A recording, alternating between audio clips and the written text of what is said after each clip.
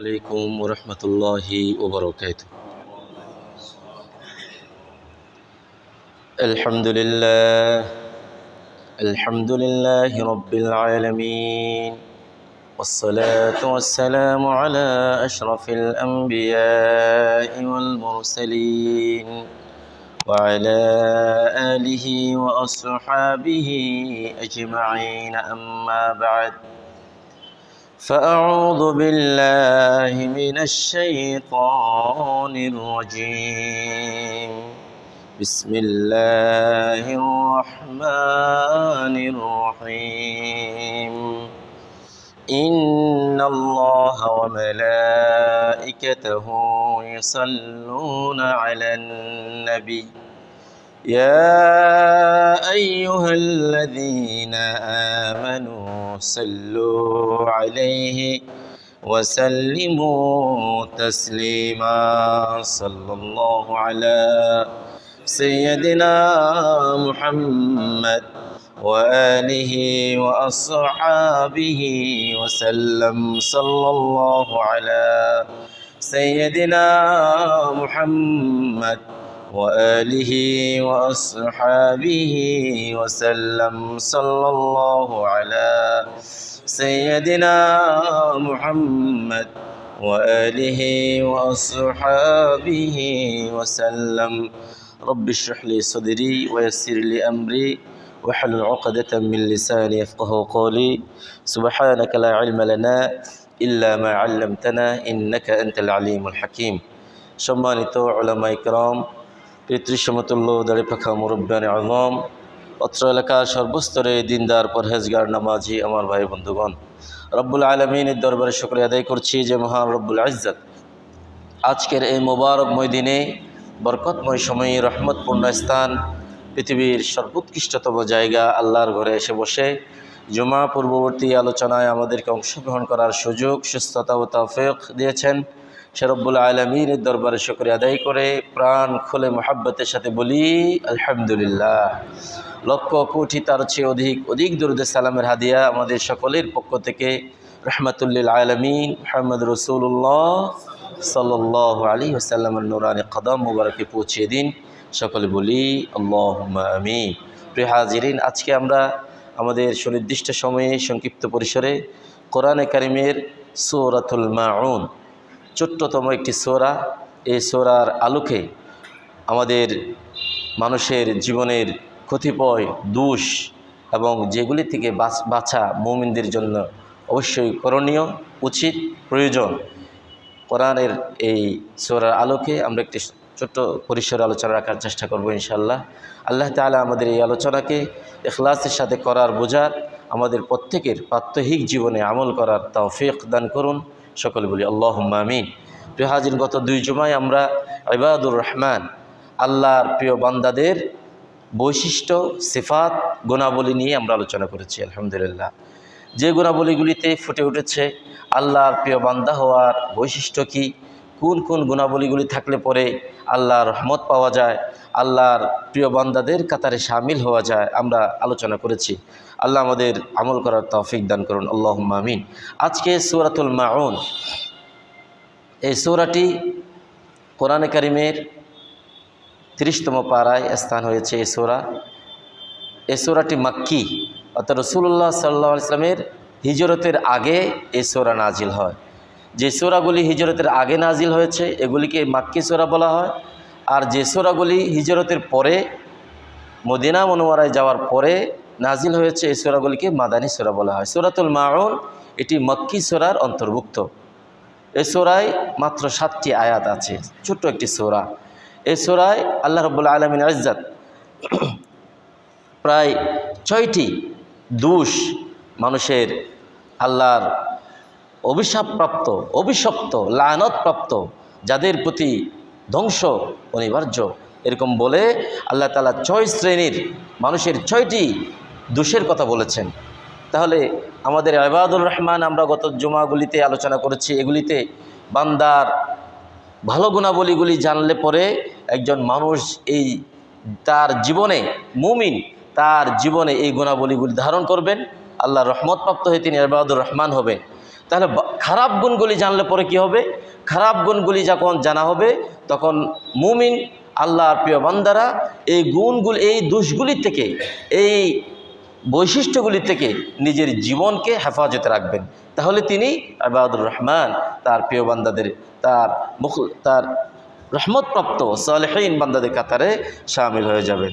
তাহলে আমরা সূরাতুল মাউন এটি মুখে মুখে একবার আমরা বারাকাতান সওয়াবের নিয়তে একবার আমরা এই সূরাটি পড়ে নিই। আসুন। বিসমিল্লাহির রহমানির রহিম। আরাআইতাল্লাযী ইউকাযযিবু বিদ্দীন فذلك الذي يدعو اليتيم ولا يحض على طعام المسكين فويل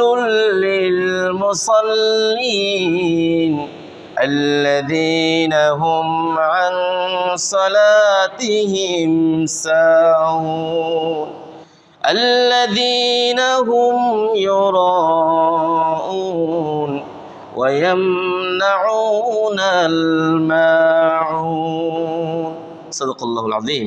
আল্লাহ তাআলা এই সূরা শুরুর প্রথমেই রাসূলুল্লাহ সাল্লাল্লাহু আলাইহি সাল্লামকে উদ্দেশ্য করে বললেন, আরাআইতা ইয়া রাসূলুল্লাহ, ইয়া হাবিব, আপনি কি জানেন, আপনার কি জানা আছে ওই লোকের ব্যাপারে, আরাআইতাল্লাযী ইউকাযযিবু বিদ্দীন, যে দ্বীনকে অস্বীকার করে, যে দ্বীনকে অস্বীকার করে।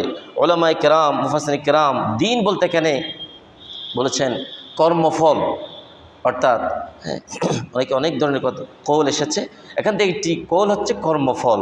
অর্থাৎ মানুষের জীবনে যদি আখিরাত বলে একটা জিনিস আছে, আমাদের জীবনের প্রতিটি জিনিসের, প্রতিটি ব্যাপারে, প্রতিটি কাজের হিসাব নিকাশ একদিন আল্লাহর কাছে দিতে হবে।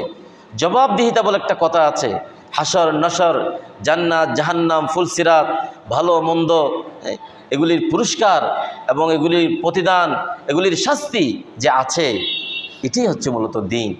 এগুলি না থাকলে পরে দেখেন একজন এই দুনিয়ার জীবনের, আমার ফ্যামিলিতে, পাশে, অথবা আমাদের সমাজে, আমাদের রাষ্ট্রে, পৃথিবীতে যে মানুষগুলি আছে, মুমিন এবং কাফেরিন অথবা গায়র মুমিন, আমরা যারা ঈমান এনেছি তারা এগুলির প্রতি বিশ্বাস রাখে, আখিরাতের প্রতি বিশ্বাস রাখে, দ্বীনের প্রতি বিশ্বাস রাখে। আর দ্বীনের প্রতি বিশ্বাস না রাখলে পরে তাহলে এই দুনিয়াতে একটি মজবুত, শক্তিশালী, পবিত্র, উন্নত চরিত্র গড়ে তোলা কখনো সম্ভব নয়। কারণ আমরা যখন একটি কাজ করব, এই কাজের ব্যাপারে যদি কোনো জবাবদিহিতা না থাকে তাহলে আমার যা ইচ্ছা তাই করতে পারবো। কিন্তু একজন মুমিন তার জীবনের সেই ফজর থেকে আবার রাত হয়ে, আবার ফজর হওয়া, সেখান থেকে আবার রাত হওয়া, অর্থাৎ তার জীবনের প্রতিটি সেকেন্ড, প্রতিটি মুহূর্ত, প্রতিটি ক্ষণ চলবে আল্লাহর বিধান অনুযায়ী, রাসূলুল্লাহ সাল্লাল্লাহু আলাইহি ওয়াসাল্লামের দেখানো পন্থা অনুযায়ী, তরিকা অনুযায়ী। তাহলে একজন পুঁজিবাদী ব্যক্তি, একজন ভোগবাদী ব্যক্তি, একজন দ্বীনবিহীন ব্যক্তি তার জীবনকে যেভাবেই ইচ্ছা চালাতে পারে, কিন্তু একজন মুমিন তার জীবনকে যেভাবেই ইচ্ছা চালাতে পারেন না। তাহলে এখানে বাঘ আছে নাকি নাই? তাহলে ইউকাযযিবু বিদ্দীন, যারা দ্বীনকে কি করে? অস্বীকার করে। রাসূলুল্লাহ সাল্লাল্লাহু আলাইহি ওয়াসাল্লাম বলেছেন, এই দ্বীন তো আদ-দ্বীন আন-নাসিহা, এই দ্বীনের ভিতরে তো সব কিছু আছে। সুতরাং আমরা আল্লাহর কাছে যে দোয়া করি, আল্লাহ আমাদেরকে একটি দিনদারি জীবন আমাদেরকে দান করিও। দিনদারি জীবন এটা কি? যার জীবনে হালাল হারাম থাকবে, যার জীবনে ভালো মন্দ থাকবে, ভালো মন্দের ফরক করা থাকবে, হালাল হারামের ফরক করা থাকবে, নামাজ থাকবে, দিনদারি থাকবে, আখলাক থাকবে, চরিত্র থাকবে, তেলাওয়াত থাকবে, রিজিকের হালাল হারাম যে অন্বেষণের ব্যাপারে তার সজাগ দৃষ্টি থাকবে, এটি হচ্ছে দ্বীন।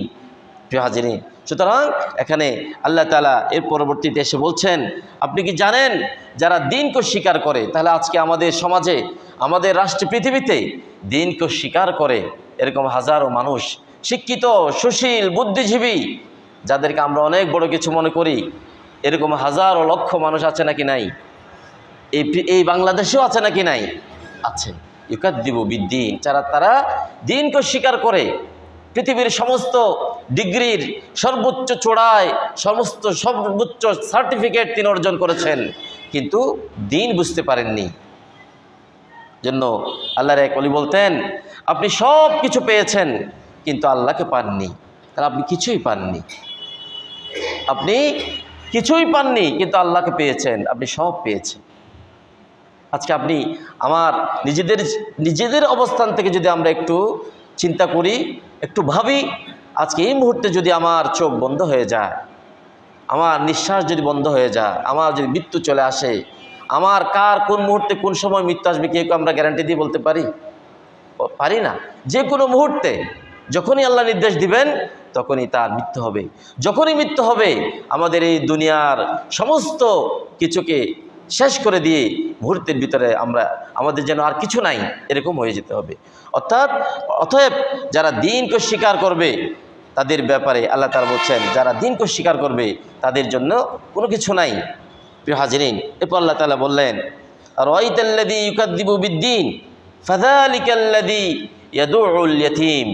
দিনকে যারা অস্বীকার করে, অর্থাৎ এখানে যে দোষগুলি বর্ণনা করা হচ্ছে তার থেকে আরেকটি দোষ হচ্ছে আল্লাযী ইয়াদুউল ইয়াতীম, যারা এতিমকে ধাক্কা মেরে বের করে দেয়, এতিমের খোঁজ খবর রাখে না, অথবা এতিম আপনার তত্ত্বাবধানে আছে, সে এতিমের খোঁজ খবর রাখা হয়নি, তার সম্পদ কুক্ষিগতভাবে ভক্ষণ করা হয়েছে, তাকে ঠকিয়ে তার দুর্বলতার, তার এই অপারগতার সুযোগকে কাজে লাগিয়ে তাকে তার সম্পত্তি থেকে, তার অধিকার থেকে, তার সুযোগ সুবিধা থেকে তাকে বঞ্চিত করা হয়েছে।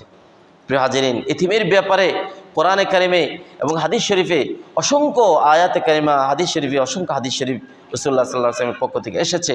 আল্লাহ তাআলা এতিমের সম্পদ জুলুম করে অন্যায়ভাবে ভক্ষণ করাকে বলেছেন, ইন্নামা ইয়াকুলুনা ফি বুতুনিহিম নারা। তারা এতিমের সম্পদ খায়, এটি সম্পদ নয়, তারা যেন আগুন খায়। কি খায়? আগুন খায়। আল্লাহ তাআলা অন্য আয়াতে বলেছেন, ফাআম্মাল ইয়াতীমা ফালা তাকহার। হাবিব, আপনি শিক্ষা দেন, আপনি কোন এতিমকে কখনো ধমক দেবেন না, তাকে কখনো ধমক দেবেন না। তাহলে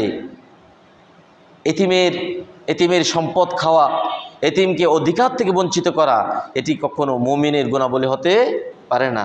আল্লাহ তাআলা কোরআনে কারিমে অন্য আয়াতে বললেন, মুমিনের গুণাবলী হচ্ছে এই, তারা এতিম মিসকিনের ব্যাপারে, অসহায় মানুষের ব্যাপারে তারা খবর রাখবে। পরবর্তী আয়াতে গিয়ে আল্লাহ তাআলা বললেন, ওয়ালা ইয়াহুদ্দু আলা তুআমিল মিসকিন। এই যেখানে যে দোষগুলি বর্ণনা করা হচ্ছে, তৃতীয়তম দোষ হচ্ছে ওয়ালা ইয়াহুদ্দু আলা তুআমিল মিসকিন। তারা কখনো এতিম, মিসকিন, অসহায়, এই সমস্ত কষ্টে থাকা এরকম মানুষকে তারা কখনো খাওয়াতে উৎসাহিত করে না। এটি একটি দোষ, এটি মুমিনের গুণাবলী হতে পারে না।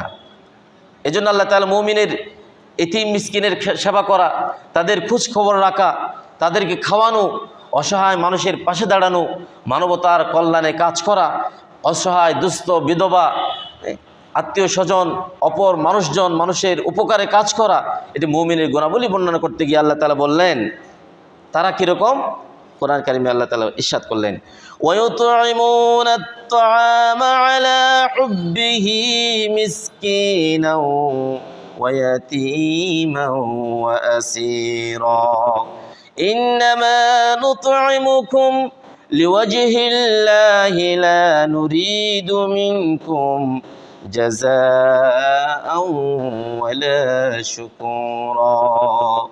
আল্লাহ তাআলা বললেন, মুমিন হচ্ছে এই, মুমিনের বৈশিষ্ট্য গুণাবলী হচ্ছে এরকম, তারা এতিম মিসকিন বন্দীদেরকে খাওয়ায়, তারা তাদের পাশে দাঁড়ায়, তাদের সহযোগিতা করে, এবং তারা তাদেরকে বলে আমরা তোমাদেরকে খাওয়াই, তোমাদের সহযোগিতা করি, তোমাদেরকে সহযোগিতা করি, সাহায্য করি, এই জন্য আমরা তোমাদের কাছে কোনো প্রতিদান, কোনো পুরস্কার, কোনো কিছুই চাই না। আমরা এগুলি করি শুধুমাত্র আল্লাহর সন্তুষ্টির জন্যে। ইন্নামা নুতঈমুকুম লিওয়াজহিল্লাহ লিইবতিগাই ওয়াজহিল্লাহ, একমাত্র কার সন্তুষ্টির জন্যে? আল্লাহর সন্তুষ্টির জন্যে। লা নুরিদু মিনকুম জাযাআ ওয়ালা শুকুরা, এই কাজটি করার পরে তোমরা আমাদেরকে জাযাকুমুল্লাহ বলবে, আমাদেরকে থ্যাংক ইউ জানাবে, ধন্যবাদ জানাবে, কিংবা এর প্রতিদান কিছু দিবে না। তোমাদের কাছ থেকে কিছু চাই না, বরঞ্চ এই কাজগুলির বিনিময় আমরা চাই কার কাছে? আল্লাহর কাছে। প্রিয় হাজিরিন, আল্লাহ আমাদেরকে সেই তৌফিক দান করে, বলি আল্লাহুম্মা আমিন। তৃতীয়তম দোষ বর্ণনা করার পরে আল্লাহ তাআলা বললেন ফাওয়াইলুল লিল মুসাল্লিন, অসংখ্য নামাজিদের ব্যাপারে আল্লাহ তাআলা বললেন অভিশাপ, ধ্বংস ওই সমস্ত নামাজি।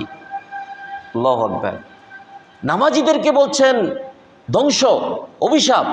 কারা? আল্লাহ তাআলা বললেন আল্লাযীনা হুম আন সালাতিহিম সাহুন, যারা নামাজের ব্যাপারে, তাদের নামাজের ব্যাপারে গাফেলতি রাখে, অলসতা রাখে। আল্লাহ তাআলা অন্য আয়াতে বললেন ওয়ালা ইয়াতুনাস সালাতা ইল্লা ওয়া হুম কুসালা।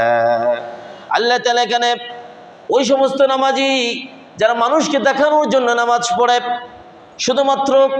শুধুমাত্র নামাজ আসে অলসতার সাথে, অনিচ্ছাকৃতভাবে নামাজ আসে, তারা কি নামাজ পড়ে, কি সিজদা দেয়, কি তেলাওয়াত করে, তাদের নামাজের ব্যাপারে তাদের কোনো খোঁজ খবর থাকে না, গাফলতির ভিতরে থাকে, অসতর্কতার ভিতরে, অসাবধানতার ভিতরে তারা নামাজ পড়ে শুধুমাত্র একটি টাইম পাসের জন্যে, লোক দেখানোর জন্যে, মানুষের বাহবা পাওয়ার জন্য এই ধরনের কাজ করে। এই ধরনের নামাজের জন্যে আল্লাহ তাআলা অভিশাপ দিয়েছে। এটি মূলত মুনাফিকদের নামাজের ব্যাপারে কথা এসেছে। তৎকালীন সময়ে মুনাফিকরা যারা রাসূলুল্লাহ সাল্লাল্লাহু আলাইহি ওয়াসাল্লামের সাথে একেবারে পিছনে নামাজ পড়তো, রাসূলুল্লাহ সাল্লাল্লাহু আলাইহি ওয়াসাল্লামের একেবারে সামনের কাতারে এসে নামাজ পড়তো, কিন্তু মসজিদ থেকে বের হয়ে আবার যখন কাফেরদের সাথে একত্রিত হতো, তারা বলতো আমরা তো মসজিদে গিয়েছি মুহাম্মদকে ধোঁকা দেওয়ার জন্যে, আমরা মূলত তোমাদের সাথে আছি। নাউযু বিল্লাহি মিন যালিক। মানুষকে ধোঁকা দেওয়া যায়, কিন্তু আল্লাহকে ধোঁকা দেওয়া যায় কি? যায় না। তো হাজিরিন, মানুষের সাথে প্রতারণা করা যায়, মানুষের সাথে প্রবঞ্চনা করা যায়, কিন্তু আল্লাহর সাথে প্রতারণা ধোঁকা দেওয়া যায় না। আল্লাহ তাআলা আয়াতে বলছেন তারা তো ধোঁকা দেয় না মুমিনদেরকে, বরঞ্চ তারা নিজেরাই নিজেদেরকে ধোঁকা দেয়। এজন্য আল্লাহ তাআলা মুমিনদের নামাজ কীরকম হবে এ ব্যাপারে কথা বলতে গিয়ে অন্য কোরআনে কারিমের অন্য একখানা আয়াতে আল্লাহ তাআলা বললেন আল্লাযীনা হুম ফি সালাতিহিম খাশিউন, মুনাফিকরা তাদের নামাজের ব্যাপারে বেখবর থাকে, কিন্তু পক্ষান্তরে মুমিনদের নামাজ হবে আল্লাযীনা হুম ফি সালাতিহিম খাশিউন, মুমিনদের নামাজ হবে তারা যখন নামাজ আসবে, আল্লাহর ঘরে যখন প্রবেশ করবে, নামাজের ভিতরে যখন তারা দাখিল হয়ে যাবে, তারা মনে রাখবে তাদের এই নামাজ দেখছেন কে, তাদের এই নামাজ, এই তিলাওয়াত, এই সিজদা, রুকু সিজদা, তাসবিহ, তাহলিল, দরুদ সালাম, তাশাহুদ, সমস্ত কিছু আল্লাহ তাআলা দেখছেন। তারা রুকু করবেন, সিজদা করবেন শুধুমাত্র কার জন্যে? আল্লাহর জন্যে। নামাজের ভিতরে খুশু থাকবে, নামাজের ভিতরে খুজু থাকবে, নামাজের ভিতরে নম্রতা থাকবে, নামাজের ভিতরে তাদিল আরকান থাকবে, নামাজের ভিতরে ধীরস্থিরতা থাকবে, নামাজের ভিতরে শুধুমাত্র মনোনিবেশ আল্লাহর দিকে হওয়ার জন্যে যথাসম্ভব চেষ্টা করবে। আল্লাহ তাআলা বললেন এই ধরনের নামাজ হচ্ছে মুমিনদের নামাজ। আল্লাহ তাআলা আমাদেরকে তৌফিক দান করুন, বলি আল্লাহুম্মা আমিন। এরপরে আল্লাহ তাআলা বললেন পঞ্চমতম দোষ বর্ণনা করতে গিয়ে বললেন আল্লাযীনা হুম ইউরাউন, যারা দেখানোর জন্য কাজ করে। ভালো কাজ হতে পারে, বিভিন্ন ধরনের লোক দেখানো কাজ, এটিও মুমিনের কাজ হতে পারে না। তারা ভালো কাজ করে, দান খয়রাত করে, সাদাকা করে মানুষকে দেখানোর জন্যে, হ্যাঁ এরকম হতে পারে, মানুষকে উৎসাহিত করার জন্যে দেখানো যেতে পারে, এটি দোষের নয়।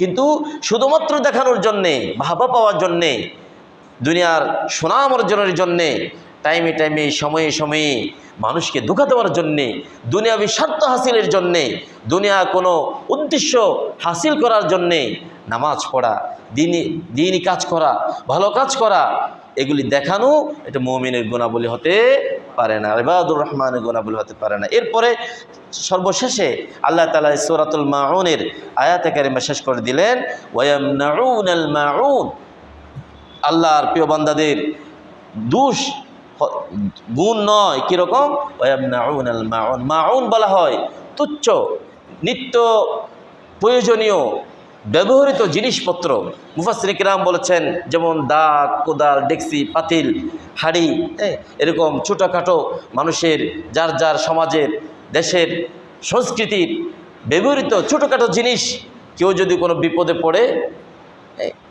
যদি খোঁজে, তারা সে সামান্য জিনিসটাও তাকে একটু মানুষের উপকার হবে বলে সেই জিনিসটাও দেখতে কি করে, অস্বীকার করে, কৃপণতা করে, দেয় না। কিন্তু এটি মুমিনদের গুণ হতে পারে না, প্রিয় হাজিরিন। অথচ আল্লাহ তাআলা বললেন, এবং রাসূলুল্লাহ সাল্লাল্লাহু আলাইহি ওয়াসাল্লামের অসংখ্য হাদিস শরীফের ভিতরে আছে, কোনো মানুষ যদি অন্য মানুষের কষ্ট লাঘব করার জন্য চেষ্টা করেন, স্বয়ং আল্লাহই তার জীবনের দুনিয়া আখিরাতে তার কষ্টকে লাঘব করে দেয়। সুবহানাল্লাহ বলবেন না? কেউ যদি অন্য মানুষের উপকার করেন, তার উপকার করবেন কে? আল্লাহ। প্রিয় হাজিরিন, অতএব এখানে সূরাতুল মাউনের ভিতরে আল্লাহ তাআলা যে বললেন, দিনকে স্বীকারকারী এতিমকে গলা ধাক্কা দিয়ে বের করে দেওয়া, এবং অসহায়, মিসকিন, দুস্থ, বিধবা, নারী, পুরুষ, অসহায় মানুষজন তাদের পাশে না দাঁড়ানো, নামাজে অলসতা করা, নামাজের ব্যাপারে গাফলতি দেখানো, লোক দেখানো কাজকর্ম করা, এবং নিত্য প্রয়োজনীয় মানুষের কল্যাণে আসে কিছুক্ষণের জন্য মানুষকে এরকম সহযোগিতা করা না করা, এগুলি হচ্ছে সূরাতুল মাউনে এই গুণাবলী, এই দোষগুলি এসেছে। সুতরাং আমরা যে ইবাদুর রহমান নিয়ে আলোচনা করেছিলাম গত জুমাগুলিতে, এখানে যে দোষগুলি আছে, এই দোষগুলি একজন প্রকৃত মুমিন, একজন ভালো মানুষ, একজন দিনদার, একজন পরহেজগার, মুত্তাকি মানুষের জীবনে আসতে পারবে না। এগুলি না আসলে তাহলে আমরা ইবাদুর রহমান, সালেহীন, মুত্তাকিন, দিনদার মানুষের কাতারে শামিল হব। আল্লাহ তাআলা আমাদের সকলকে তৌফিক দান করে। সকলে বলি আল্লাহুম্মা আমিন। ওয়া আখিরু দাওয়ানা আলহামদুলিল্লাহি রাব্বিল আলামিন। সুবহানাকাল্লাহুম্মা ওয়া বিহামদিকা আশহাদু আল্লা ইলাহা ইল্লা আনতা আস্তাগফিরুকা ওয়া আতুবু ইলাইক।